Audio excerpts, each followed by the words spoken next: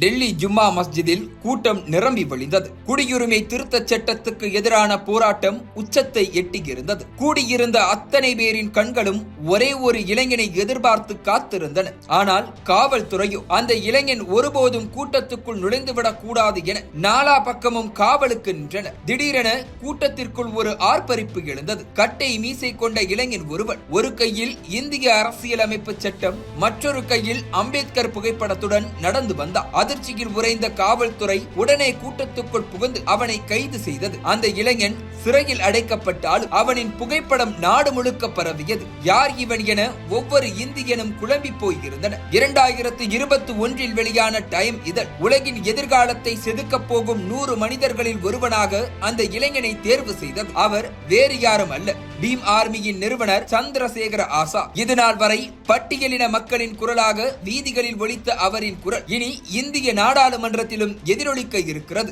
உத்தரப்பிரதேசத்தின் நாகினா தொகுதியின் எம்பி ஆகி இருக்கிறார் ஆசாத். ஆனால் இந்த இடத்தை அடைய அவர் கடந்து வந்த பாதை அத்தனை எளிதாக இல்லை. டிசம்பர் 3, 1986 அன்று உத்தரப்பிரதேசத்தின் சகரன்பூர் அருகில் உள்ள சட்மல்பூர் கிராமத்தில் ஒரு பட்டியலின குடும்பத்தில் பிறந்தார் சந்திரசேகர ஆசாத்.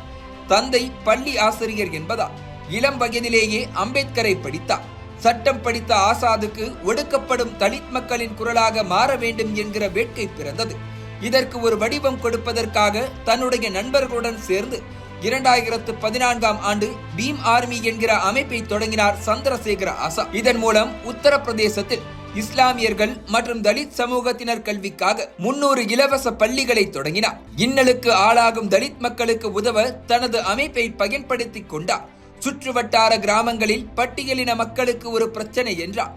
அங்கு மோட்டார் பைக்குகளும் பீம் ஆர்மி கொடிகளும் கட்டாயம் இருக்கும் என்கிற நிலை உருவானது. 2016ஆம் ஆண்டு உத்தரப்பிரதேசத்தின் ஒரு கிராமத்தில் பெருமை மிகு சமர் சமூகம் தங்களை அன்புடன் வரவேற்கிறது என ஒரு பலகை வைக்கப்பட்டது. சமர் சமூகத்துக்கு எப்படி பெருமை இருக்கலாம்? கொந்தளித்தது உயர் சாதியான தாக்கூர் சமூகம். இரு சாதிகளுக்கும் இடையில் சண்டை மூண்டது. உயர் சாதியினரோடு கைகோர்த்த போலீஸ் பட்டியலின மக்களை பந்தாடியது. உடனே பீம் ஆர்மிக்கு அழைப்பு பறந்தது. பைக்குகளில் கட்டைகளுடன் வந்திறங்கிய பீம் ஆர்மியினர் போலீசையும் உயர் சாதி இந்துக்களையும் வெளுத்து வாங்கினர். பிடுங்கி எறியப்பட்ட பெருமை மிகு சமர்களின் பலகை மீண்டும் அதே இடத்தில் நட்டு வைக்கப்பட்டது. இதன் பின்னர் ஒடுக்கப்பட்ட மக்களின் தலைவராக உயர்ந்தார் சந்திரசேகர ஆசாத். பகுஜன்களின் பிரதிநிதியாக அறியப்படும் மாயாவதி அவரது இளமை காலத்தில் பிரச்சனை நடக்கும் இடங்களுக்கு சைக்கிளில் செல்வது வழக்கம். அதே பார்முலாவை பயன்படுத்தி தானும் சைக்கிளில் சென்று மக்கள் மனதில் இடம் பிடித்தார் சந்திரசேகர ஆசாத். 2017இல் சபீர்பூரில் உள்ள ரவிதாஸ் கோயிலில் அம்பேத்கர் சிலையை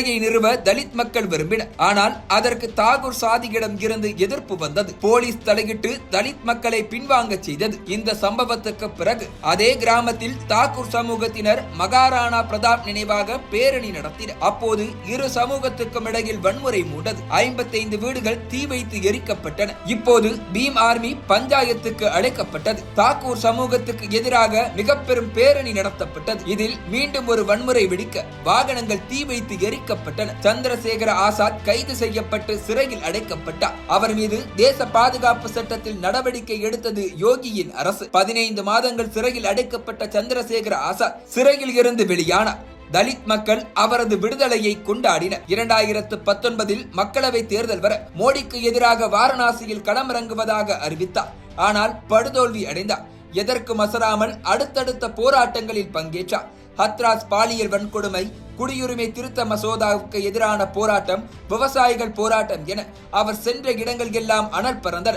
அவரின் வளர்ச்சி பகுஜன்களின் அடையாளமாக இருந்த மாயாவதியை ஓரம் கட்டியது. தலித்துகள் மட்டுமன்றி ஒடுக்கப்பட்ட மக்களுக்கான தலைவராக தன்னை அடையாளப்படுத்திக் கொண்டார் சந்திரசேகர ஆசாத். 2020இல் ஆசாத் சமாஜ் கட்சியை தொடங்கினார். பகுஜன் சமாஜ் பதறியது. முன்னர் ஆசாதுடன் கைகோர்க்க தயங்கிய கட்சிகள் தற்போது அவரை தேடி வந்தன. 75 கட்சிகள் ஆதரவு கொடுத்தன. 2022 ஊபி மக்களவை தேர்தலில் யோகியை எதிர்த்து களமிறங்கினார் சந்திரசேகர ஆசாத். இந்த தேர்தலிலும் தோல்வியடைந்தார். வெற்றியை விட விட ஆணவமிக்க ஆளும் வர்க்கத்தை எதிர்ப்பதே அவரின் நோக்கமாக இருந்தது. அவரின் வளர்ச்சி பலருக்கும் அச்சுறுத்தலாக மாறியது. 2023ஆம் ஆண்டு அடையாளம் தெரியாத நபர்கள் அவர் மீது துப்பாக்கி சூடு நடத்த நூலிலையில் உயிர் தப்பினார் சந்திரசேகர ஆசாத். இந்த விவகாரம் நாடு முழுவதும் அதிர்வலைகளை ஏற்படுத்தியது. ஆசாதை விவாத பொருளாக்கியது. சேராத இடமெல்லாம் சென்று சேர்ந்தது ஆசாதின் புகழ். அதுதான் தற்போது நாகினா மக்களவை தொகுதியின் எம்பியாக அவருக்கு வெற்றியை பெற்றுக் கொடுத்துள்ளது. ஊபியில் பகுஜன் சமாஜ் கட்சியில் இருந்து